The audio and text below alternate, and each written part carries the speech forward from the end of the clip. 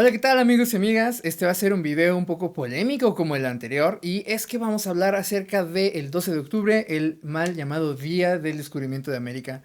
Y pues he estado haciendo un pequeño e interesante ejercicio al pensar en cómo podríamos renombrar este día y quizá uno de los nombres que podríamos ponerle es el Día de la Invasión Europea en América o quizá el Día de la Usurpación Europea de los Pueblos de América o de Anáhuac, como quieran llamarle. Ya saben, por toda esta cuestión de la violencia con la cual impusieron su cultura y cómo tomaron de la misma forma posesión de las tierras y de las personas a través de las armas. Y de esto nos habla Luis N. Rivera en su libro Evangelización y Violencia, que voy a estar poniendo en la caja de comentarios. O quizá el día de la arrogancia hispanista, debido a todos estos posts supremacistas que ponen en Facebook y en Twitter de algunos grupos de ultraderecha, de gente que añora pues los años de oro de la dominación de la corona española en su época colonial. No podemos decir que el día del descubrimiento de América fue el 12 de octubre si tomamos en cuenta que los humanos llegamos a este continente entre 30.000 y 10.000 años mediante esta teoría que dice que llegamos a través del estrecho de Bering. Más probablemente es que esta gente que aún hoy en 2022 sigue diciendo que los europeos descubrieron América es porque no toma en cuenta a esta gente que llegó de la época ancestral, gente que ya estaba aquí antes de la llegada de Colón, como gente, como lo pensaban los primeros europeos que llegaron en 1492 y por ende pues no los toman como los descubridores de este lugar. Y pues sí, amigos y amigas, en realidad los ancestros que llegaron a través del estrecho de Bering serían los verdaderos descubridores de este continente. Ya ni siquiera tomemos en cuenta al vikingo Leif Erikson que llegó a Terranova en lo que sería el norte de este continente hace siglos, o inclusive las relaciones arqueológicas que hay entre el mundo maya y el mundo chino, del cual nos hablan de muy probables contactos entre estos dos pueblos antes de la llegada de los europeos. Los resultados de dos artículos científicos de la revista Inmunología, donde se habla del origen genético de los pobladores de América, o sea, de todos los pueblos originarios de nuestro continente, dicen que hay evidencias genéticas y arqueológicas de que existió una ruta marítima entre Asia y nuestro continente mucho antes de la ruta de Colón, lo cual nos habla de un descubrimiento por mar donde habían migraciones de nuestro continente a Asia y viceversa. Esto explica por qué hay tantas huellas de ADN asiático en nuestros genes. Es muy interesante ver que este hecho de la llegada por mar se confirma a través de dos fuentes históricas muy importantes. La primera es el Códice Florentino, en la que un fragmento del párrafo 14 del libro undécimo nos dice que los primeros pobladores llegaron por mar, y también lo confirma la segunda relación de Culhuacan, que repite la misma información. Entonces, esta teoría de que nada más se llegó a través del estrecho de Bering, pues está siendo debatida y está siendo propiamente quitada porque se ve que hay más formas en las que los humanos llegaron a este continente. ¿Qué tal si las embarcaciones que vinieron de Asia iban lideradas por una mujer, por ejemplo? Las líneas del pensamiento que afirman que estos hombres machos, blancos y europeos son los descubridores del continente, solo intentan borrar o invisibilizar la importancia de todos los pueblos originales y ancestrales que ya estaban dispersos por todo lo alto y ancho de América. Esto obviamente con la intención de imponer una visión histórica de hegemonía hiper-eurocentrista que en realidad podríamos verla como una distorsión de la realidad. Yo sé que estas palabras van a causar cierto pesar y escozor en ciertos sectores conservadores de la sociedad, como por ejemplo los que lidera Vox España, con los cuales ya hemos tenido ciertos incidentes aquí en México, o personajes de ciertos grupos, pero vamos, la colonización fue hace 500 años, hay que superar ciertas diferencias. El autor ya citado, Luis N. Rivera, nos hablan que llamar a este choque de culturas como encuentro de culturas realmente inclina de forma tendenciosa la balanza para suavizar el hecho de que hubo un genocidio, hubo rapiña y una imposición a la fuerza en el continente por parte de los europeos para las personas pues que ya habitaban aquí. Y bueno, lo importante es que a pesar de que ya pasaron muchos años de este gran choque violento, hay muchos problemas sociales que siguen repitiéndose hoy en día en nuestra sociedad y que vienen directamente de este choque colonial y de la imposición de todas las formas europeas de vida Y uno de ellos es la cuestión de la raza, el racismo y el mestizaje. Quienes hablan de raza y de mestizaje no toman en cuenta de que ya existía una mezcla de personas con diversos rasgos físicos y genéticos antes de la llegada de los europeos al continente, pues las diferencias genético-lingüísticas de diferentes pueblos ancestrales, que por lo menos aquí en México podremos llamar mayas, huastecos, ñañú, mixtecos, zapotecos, etcétera, y su contacto comercial y cultural, pues nos hablan de estas mezclas que ya existían antes de la llegada de los europeos.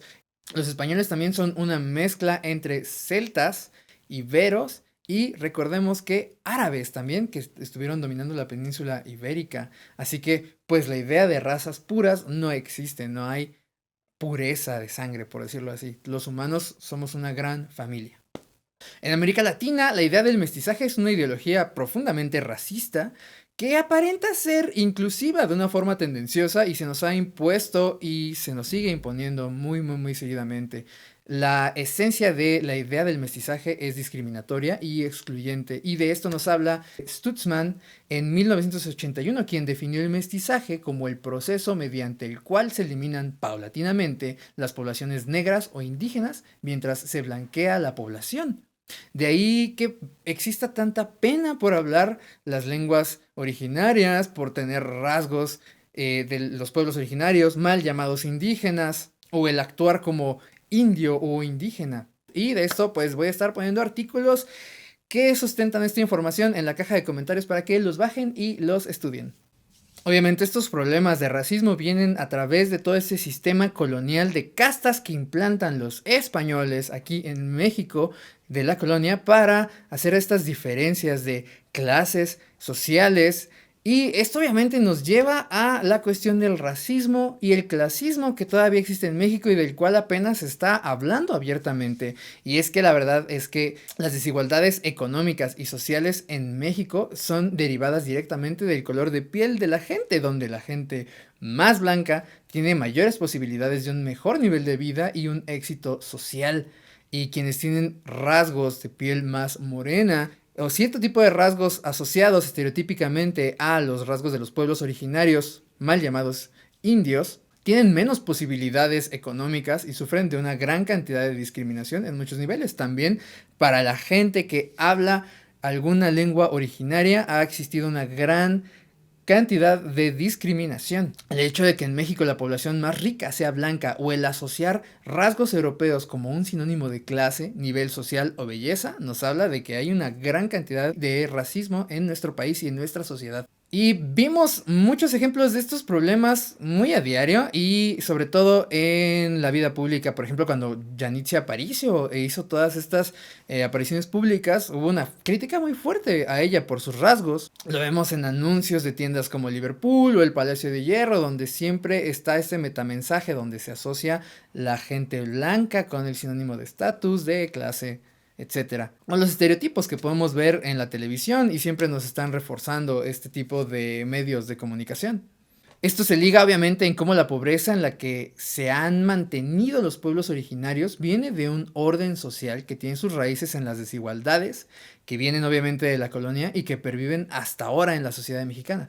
El mismo Alonso de Zorita en su libro del siglo XVI nos habla de estas desigualdades que habían ya desde los primeros años de la implantación del gobierno colonial. Y sí, es que la verdad, el gobierno mexicano, el sistema político mexicano tiene las mismas bases que el gobierno colonial, pues porque se basa en el derecho romano. Bueno, para no ir tan lejos, el mismísimo primer ayuntamiento que existió en el continente, que fue el que instauró Hernán Cortés en la Villa Rica de la Veracruz, sigue hoy en día en funcionamiento. A pesar de que podemos decir que México es un país independiente de España, tiene un sistema de gobernanza totalmente a la europea. Recordemos que habían aquí sistemas sociales propios del continente y que fueron suprimidos. Persisten algunos de estos sistemas sociales en algunos pueblos, pero es interesante ver cómo Alonso de Zorita nos habla de problemas que ya existían en esas épocas de la colonia y que podemos ver todavía hasta ahora. Entonces, esto nos habla de que muchas cosas en el orden social no han cambiado y necesitamos empezar a ver estos problemas para poder cambiarlos. Otro problema que tanto mencionabas ahorita en su libro y que sigue pasando hasta hoy es el gran despojo que seguimos sufriendo en mayor o menor medida la gente de los pueblos originarios de los territorios de los pueblos a manos de malos gobiernos que buscan entregar estas tierras a megaproyectos, y los mayores ejemplos que hemos tenido últimamente han sido los de la minería.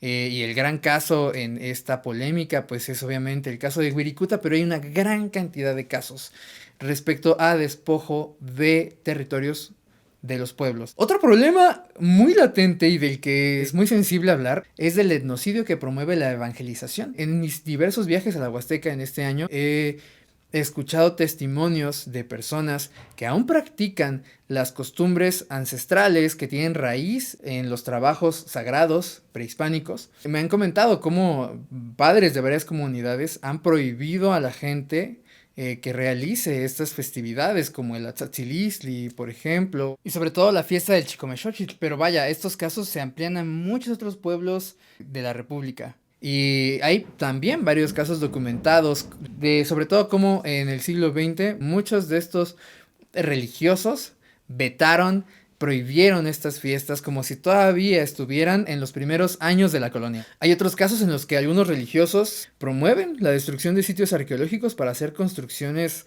religiosas sobre estos sitios arqueológicos, y en Texcoco tenemos dos casos muy importantes que son, por ejemplo, en la cima del Cerro de las Promesas o Cerro Aztecatl, donde habían vestigios arqueológicos en la cima y fue construida una iglesia sobre estos vestigios arqueológicos. Otro caso es, por ejemplo, el que está en el Cerro Coltzin de la Purificación, donde hace relativamente poco tiempo, sobre un basamento piramidal, construyeron una cruz enorme. Y en el mismo pueblo también hay una especie de nacimiento que está construido sobre piedras con petrograbados muy antiguos, obviamente un nacimiento de corte católico. Entonces esto es otro gran problema que viene obviamente de la evangelización temprana, que fue todo lo que movió el genocidio aquí en el continente.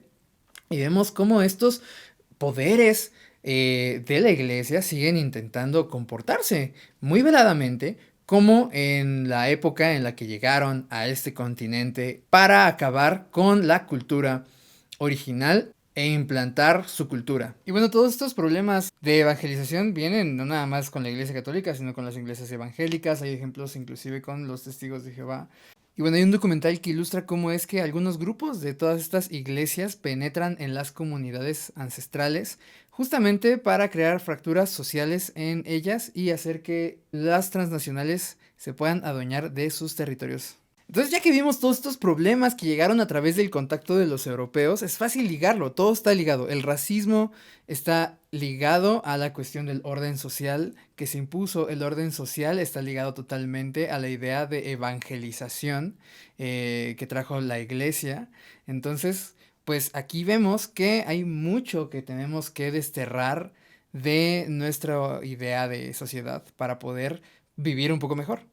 Y bueno, amigos y amigas, esta pequeña charla crítica al respecto de esta cuestión del día del descubrimiento de América, la raza y todas estas falacias que nos venden, pues es para invitar a ustedes, amigos y amigas, a que hagamos investigación. Es increíble la cantidad de información que podemos encontrar ahora en el internet, gratuita y tan fácil. Entonces, yo lo que quisiera despertar es un sentido crítico que quizá en las escuelas no nos los incentivaron tanto, pero ahora que podemos tener más información que nunca antes había tenido la humanidad oportunidad de alcanzar en la palma de su mano, pues a quitar ciertos dogmas que todavía nos rigen como humanos y como sociedad y a ver las cosas de forma diferente. Si llegaste hasta aquí, te agradezco muchísimo. Voy a dejar mucha literatura entre artículos científicos y libros para leer que hablan acerca de todo ese tema, muy interesantes.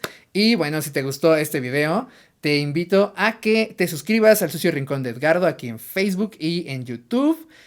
A que veas todos los cursos que hemos estado haciendo acerca de la lengua náhuatl, de la variante de Texcoco y varios de los contenidos que vamos a estar subiendo aquí respecto a todos estos temas tan interesantes. Tlazohcamachilinia no maicniuan, toitzticate oxe tonali.